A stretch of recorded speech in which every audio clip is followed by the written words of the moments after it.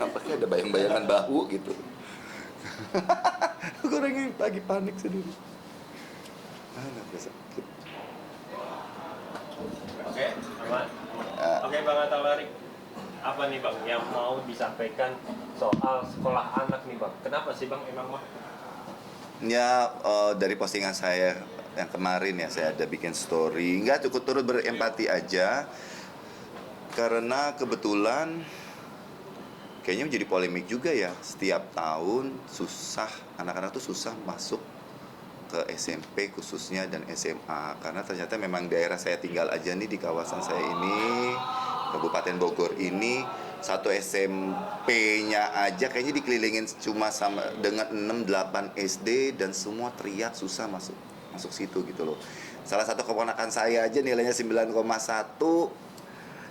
dia jaraknya 1000 meter ya, 1 kilo.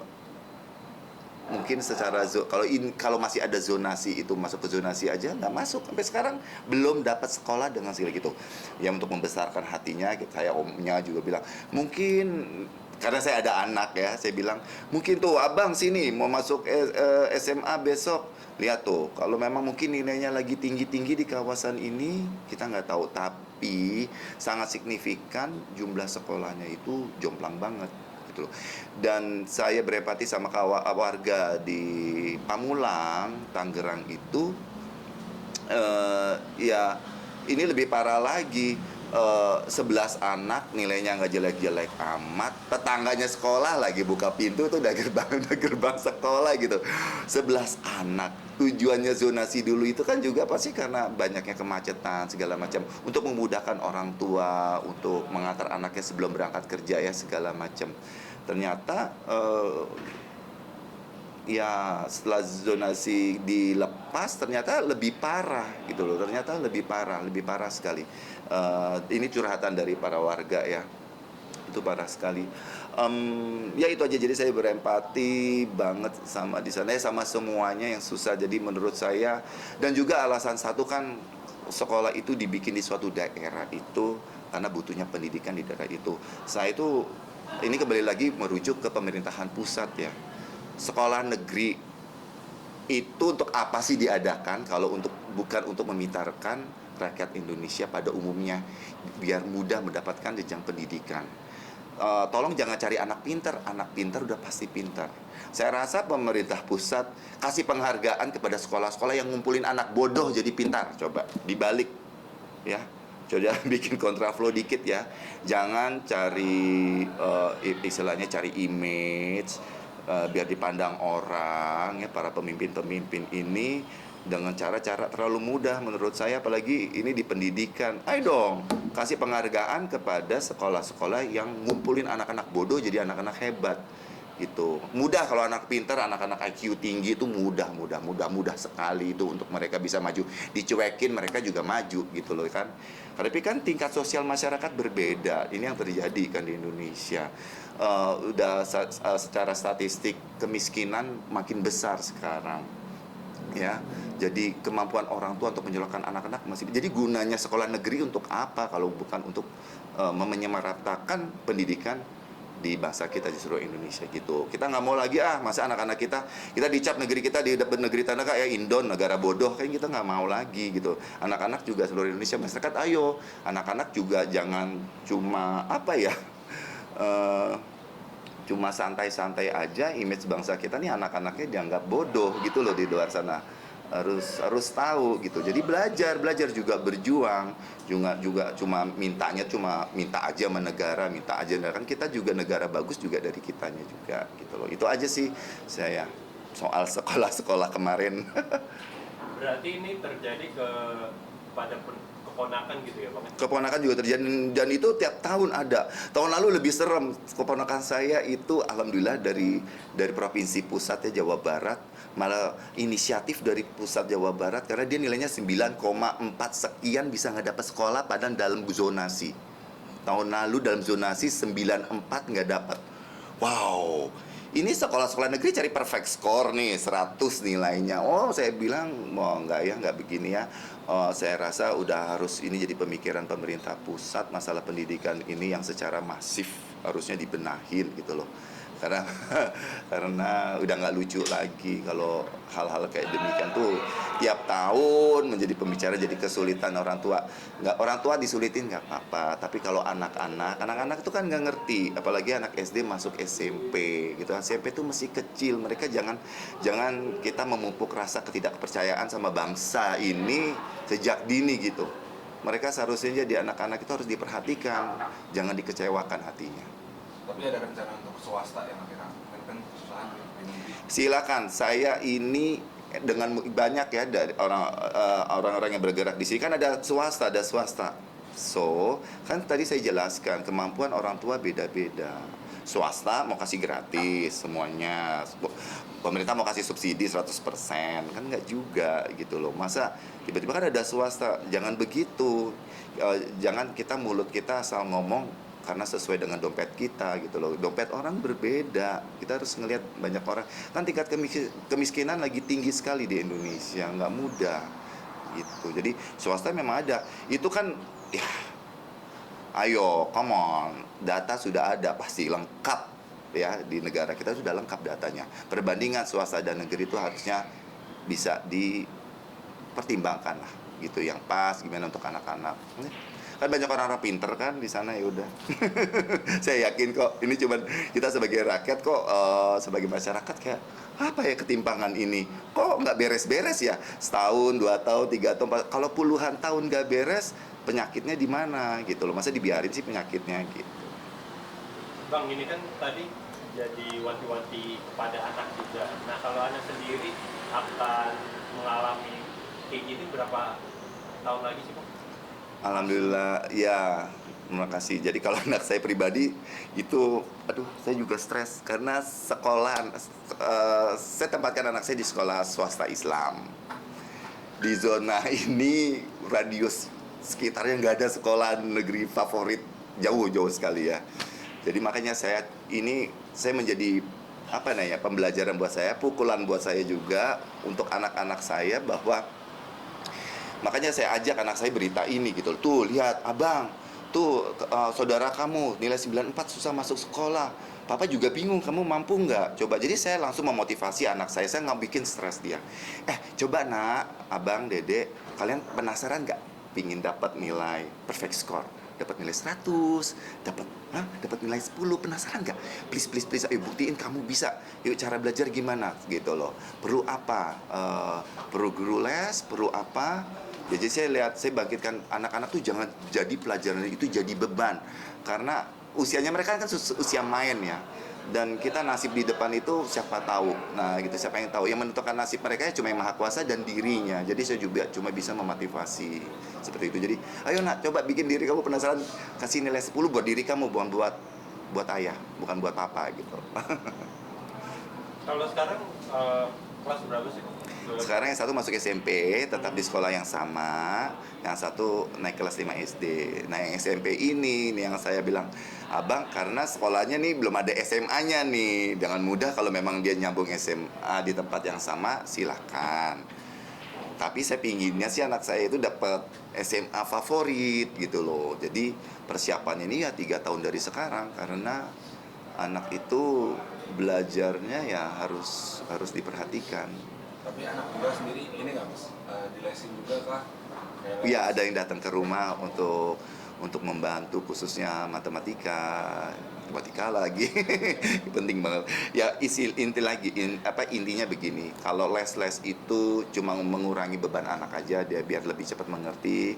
Kalau anak kita di kelas banyak bengong, mungkin banyak main, ada distraction segala macam, sama distraction sama teman-temannya atau apa ya, jadi ya udah dilesin. Itu cuma untuk biar tambah pede aja sih, saya nggak segala-galanya, nggak jaminan juga. Ya itu aja. Tapi kalau di bidang olahraga anak juga aktif lah. Aktif, anak-anak aktif. Anak saya yang cowok hobi banget futsal, naik SMP. Barusan tadi pagi saya tanya, abang oke SMP, pilih futsal, pingin futsal, basketball, atau dua-duanya. Dan kamu terserah yang mana, kamu timbang-timbang sendiri, tentuin sikap sendiri. Pokoknya kalau udah komit gitu loh. Ya udah harus konsekuen gitu kalau pengen diambil dan komit di dalamnya. Ya itu aja saya ajarkan sih.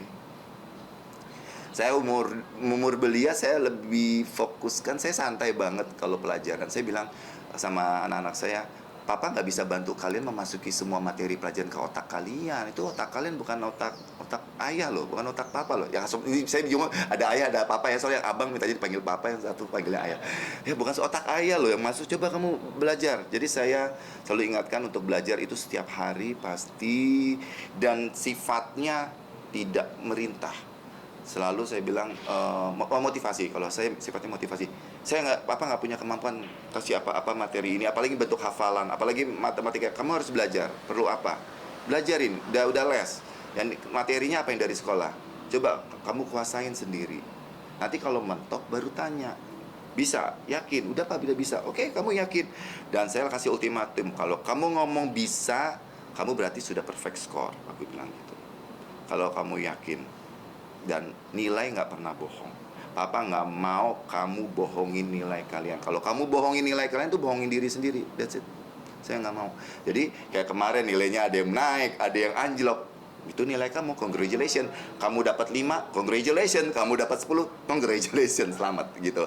Itu nilai kamu, itu diri kamu. Kamu menghargai diri kamu dengan nilai 4, dengan 5, 6, 7, 8, 9, 10. Itu bagaimana kamu menghargai diri kamu. Jadi saya sifatnya kepada mereka motivasi. Jadi saya senang anak-anak saya tuh nggak stres lah. Misalnya itu, saya lebih penting mereka nggak stres daripada yang lain-lainnya.